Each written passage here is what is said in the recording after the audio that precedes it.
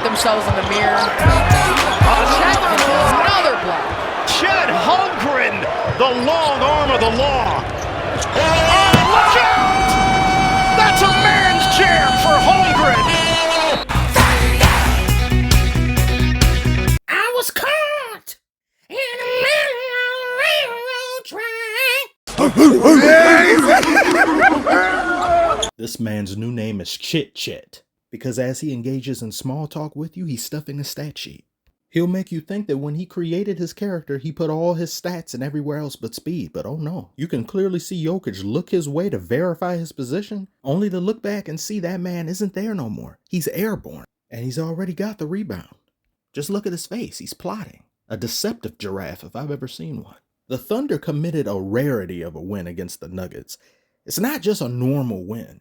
They held a comfortable lead a majority of this game. Damn near double-digit lead for 2 straight quarters without letting up. Denver did come out the gate swinging. They had an 8-0 run in the first quarter. Denver was essentially Denvering before our very eyes. But the Thunder started to creep up, and next thing you know, the game was tied, and the Thunder kept getting these timely second-chance points off these offensive rebounds, which culminated in stellar pace. Helmed and directed by this man, Shai Gilgeous-alexander. No, Shai, chill bitch and I'll answer.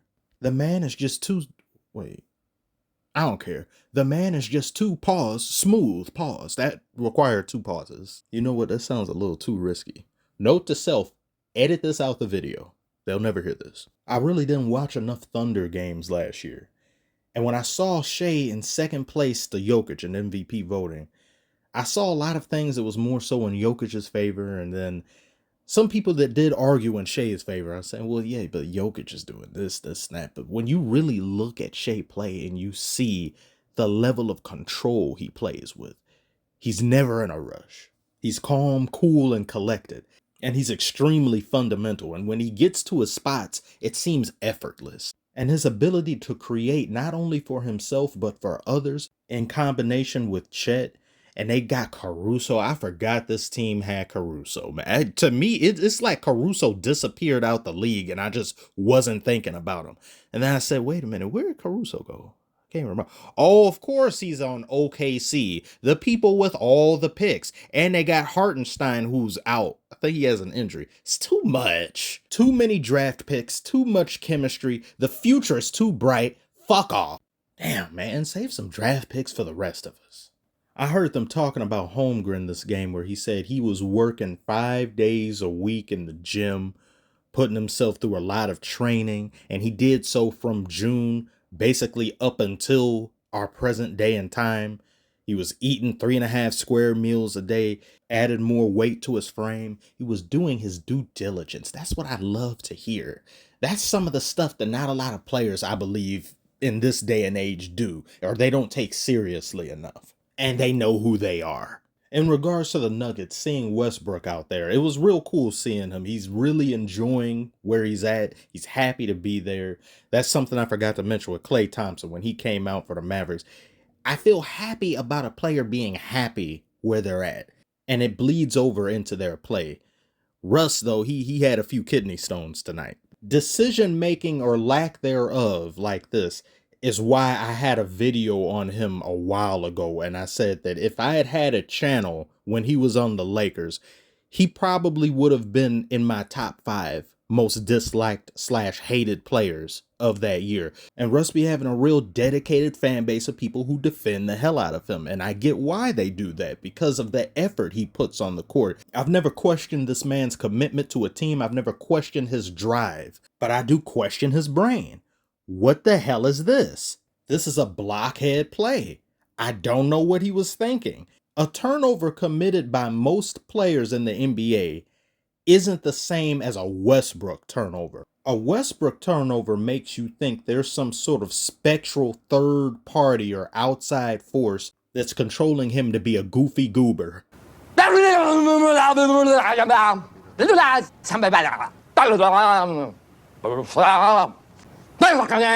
He'll do Looney Tunes shit on one end, but then do some amazing freak athletic defensive feat. Man is an enigma. He's an albatross. I just don't get it. I get his presence on this team now, some of which was astutely expressed by a Mr. Michael Beich. Hope I'm pronouncing that right. And his energy being a very key and important thing the Nuggets have been in sore need of.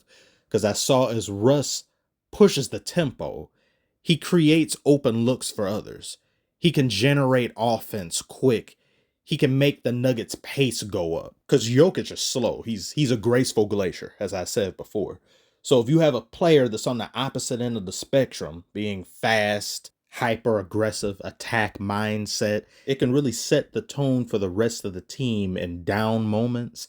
And I think Westbrook did a lot of that, and he provided some of those things. But the problem is that he just didn't produce anything worthwhile or anything noteworthy offensively. He ended this game 2 of 10 on the night, and he was 1 of 6 from 3. Now, you don't need him to be the scoring option. That's not exactly what he's here for. But when the Thunder in multiple stretches of this game were going on a run, and the Nuggets would get the ball and there would be a foolish turnover, some of them committed by Westbrook, others carelessness with the ball.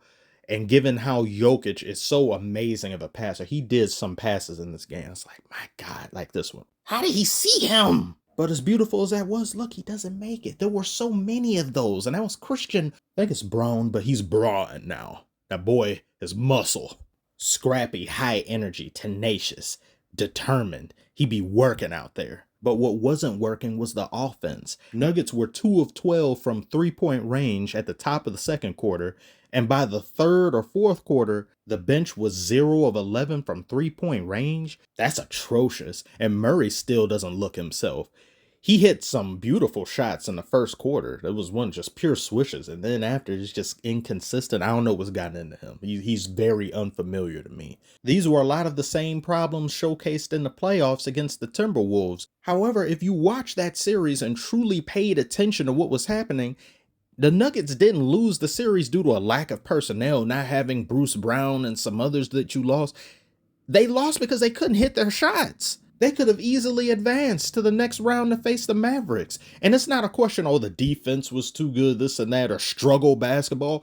They were getting really good wide open looks and just simply weren't converting. And Murray was at the top of the list damn near on the team of people who were just unable to put the ball in the bucket, which then led Jokic to getting tired, having to conduct the offense and play the orchestra and generate offense for the whole team. And he's got multiple different people swapping in and out on him. And I believe he said in the last playoffs, he said he would have to duplicate himself or something in order for there to be a change in the odds that are stacked against him. I see it as more of a mental problem than anything. Those were shots that the Nuggets should be able to make in their sleep. And I remember how well and amazing they were shooting when they were against the Lakers. And there was a lot of Lakers fans saying they're not going to shoot like that every single day. When you have an amazing shooting spectacle of a night, most people can confidently say no team is going to repeat that performance throughout a 7-game series. But this performance that was on display tonight in terms of shooting is one you definitely don't want to repeat if you're the Nuggets or any team for that matter. But these Thunder, they're dangerous. They are here. They are extremely interesting to watch. I'm going to be watching more games from them going forward. I'm going to make it a priority. Great, amazing win. Hats off to you, Thunder, and your fans. But tell me what you guys think about this game yourselves. Is there anything I say you'd find disagreement with? How far do you say the Thunder could possibly make it in these playoffs for this season? Do you think they are a potential championship winning team now at this very moment? I think Barkley had said that on Inside the NBA. And do you think the Nuggets will figure it out? There's nothing to really worry about. I know in Jokic we trust. I can understand why you would feel that way, but feel free to explain yourselves below if you want. Thank you all so very much for watching. Like and subscribe if you are new, and I shall see you on the next one.